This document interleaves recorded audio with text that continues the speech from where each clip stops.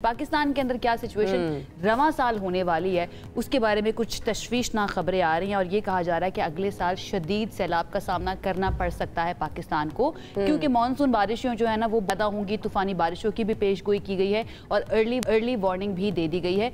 NDMA की तरफ से जो उनके चेयरमैन है, माफ़ कीजिएगा, NDMA के लेफ्टिनेंट जनरल इनाम हैदर, उन्होंने कहा है कि अगले साल मानसून की शिद्दत 20 से 26% ज़्यादा होगी। और ये सुनते ही ना मुझे थोड़ी सी परेशानी भी लाहक हो गई है कि इस मौसम के अंदर हमने जितनी बारिशें और सैलाब देखे और इतना नुकसान हुआ है, आई डोंट नो कि हम तैयार हैं या नहीं। एग्जैक्टली वज़ीर आज़म को ब्रीफिंग भी दी गई है इस बारे में और बताया गया है कि गिलगित बल्तिस्तान में मामूल से ज़्यादा बर्फबारी रिकॉर्ड हुई है, जबकि ग्लेशियर्स पिघलने की जो शरह है उसमें भी 3% इजाफा हुआ है। तो हर साल पाकिस्तान में मौसमियाती तब्दीली के जो असरात है वो हम देख रहे होते हैं, उसकी शिद्दत बढ़ रही है। आइंदा बरस भी मानसून ज़्यादा शिद्दत के साथ आएगा, इसीलिए हम पहले से हमारी जो तैयारी है, जिस तरह आयशा कह रही हैं, वो होनी ज़रूरी है। इसी पर बात करने के लिए metrology expert NDMA Faiza Ghaus Sahiba ने हमें ज्वाइन किया है। Faiza Sahiba, thank you so much हमें ज्वाइन करने के लिए। सबसे पहले तो ये जो इंकशाफात सामने आ रही हैं, ये जो पेशगोइयाँ या वार्निंग्स आ रही हैं, क्या पाकिस्तान इसके लिए तैयार है इस मौसम से निपटने के लिए? Thank you so much Anam and Ayesha. जी बिल्कुल, NDMA की जो अर्ली वार्निंग टीम है वो कंटिन्यूसली जो है इस तरह के जो क्लाइमेट अनोमलीज होती हैं उन्हें मॉनिटर कर रही होती है और प्रोजेक्शन कर रही होती है। NDMA की जो टेक टीम है वो 6 से 8 महीने पहले तक की जो हमारे पास एक प्रोबेबिलिस्टिक आउटलुक होती है, जिस तरह हमने 2026 के मानसून की अभी फोरकास्ट की कि हम 25 to 26% जो है अबव नॉर्मल मानसून कंडीशन जो है एक्सपेक्ट कर रहे हैं। इससे रिगार्डिंग हम क्या करते हैं, जो भी हमारे लाइन डिपार्टमेंट्स हैं लाइक PDMAs, हमारे डिपार्टमेंट्स और हमारी जो NGOs INGOs, हम उन्हें आगाह कर देते हैं कि इस साल नुकसान जो है लाइक कंपैरेटिवली 2025 से ज़्यादा होने वाला है। उसके अलग जो है वो वैसी पॉलिसीज़, वैसे एंटिसिपेटरी एक्शन जो है अपने वल्नरेबल एरियाज़ में जो है लेना शुरू कर देते हैं।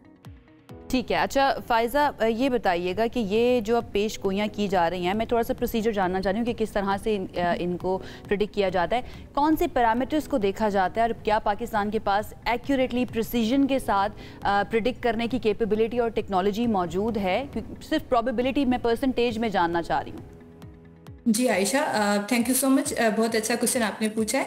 जी, पाकिस्तान के पास वो कैपेसिटी है, वो कैपेबिलिटी है, स्पेशली जो हमारी NEOC का जो अर्ली वार्निंग सिस्टम है, यहाँ पे हम डिफरेंट जो बेस्ट मॉडल्स होते हैं, ग्लोबल मॉडल, जिसमें डिफरेंट तरह के क्लाइमेट वेरिएबल्स आते हैं, इंक्लूडिंग एटमॉस्फेरिक जो एनोमलीज हो रही हैं और ओशियनिक वेरिएबल्स, जो हमारे टेम्परेचर राइजिंग हो रहे हैं, एयर टेम्परेचर और सी सरफेस टेम्परेचर, हम उनको कंबाइन करते हैं, मतलब बेस्ट मॉडल्स को इंसेंबल करते हैं। उनकी बेसिस पे हम आने वाले 6 से 8 महीने की प्रोजेक्शन करते हैं और वो प्रोबेबिलिस्टिक होती है। जाहिर बात है, जब हम लॉन्ग टर्म प्रोजेक्शन करते हैं उसकी जो एक्यूरेसी होती है वो बहुत ज़्यादा एक्यूरेट नहीं होती और अनसर्टेनिटी होती है। तो उस चीज़ को मेंटेन करने के लिए NEOC की जो टेक टीम है वो हर मंथ उस चीज़ को अपडेट करती है। इंफॉर्मेशन हमारे पास आ जाती है कि हम प्रिवेंटिव मेजर्स जो है ना वो इस सिलसिले में कर लें। ठीक है, अब आगे जो बारिशें होंगी उसके बारे में बता दें कि वो कितनी हो सकती हैं, और गिलगित बल्तिस्तान के बारे में जो कहा जा रहा है कि वहाँ पर बर्फबारी ज़्यादा होगी, उसके बारे में मैं चाहूँगी थोड़ा सा ज़रा आप बता दीजिए।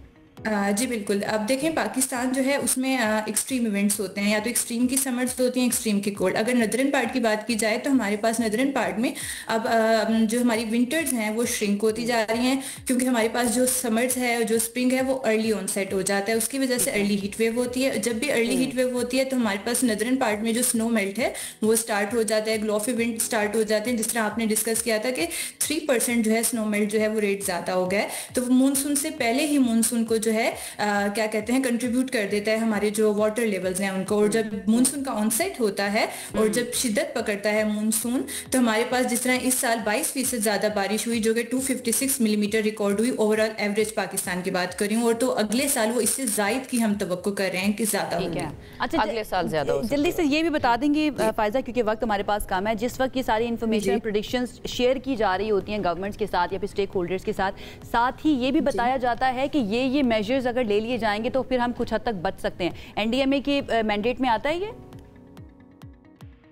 जी बिल्कुल, हम जिस तरह मानसून के बाद हम पोस्ट डिजास्टर नीड गैप जो एनालिसिस होता है उस पर काम करते हैं डिफरेंट लाइन डिपार्टमेंट्स के साथ, गवर्नमेंट के साथ, एनजीओज के साथ। इसमें हम एक नेशनल प्लान बनाते हैं जो कि कोलैबोरेटिव प्लान होता है, जिसमें हम हर गवर्नमेंट बॉडीज को इंक्लूड करते हैं और हम उन वल्नरेबल एरियाज को एज अ मॉडल लेते हैं। जिस तरह नॉर्थ ईस्टर्न पार्ट थे कि यहाँ ये सैलाबी सूरत हाल हुई, नेक्स्ट टाइम हमने यहाँ पे इस तरह के मेजरमेंट्स लेने हैं, इस तरह की डेवलपमेंट हो सकती है, इस तरह की प्लानिंग हो सकती है, जिसके ऊपर हमारे जो दूसरे विंग्स हैं जिस तरह प्लानिंग हो गई, एंटिसिपेटरी एक्शंस हो गई, वहाँ पे फिर हमारे जो इंफ्रास्ट्रक्चर्स के साथ हैं उनके साथ मॉडल्स बनाते हैं ताकि हमारे आने वाले जो मानसून हैं उसमें कम से कम नुकसान किया जा सके। ठीक है, बहुत बहुत शुक्रिया फायजा गौस साहिबा साथ मौजूद थी और आपने बड़े अच्छे तरीके से एक्सप्लेन किया कि किस तरह से फर्दर हमने क्लाइमेट जो चेंज है उसको उसके साथ कोप अप करना है या निपटना है। पाकिस्तान इससे पहले भी शदीद मुतासिर हो रहा है और आगे भी जो प्रेडिक्शंस आ रही हैं वो इसी तरह की हैं।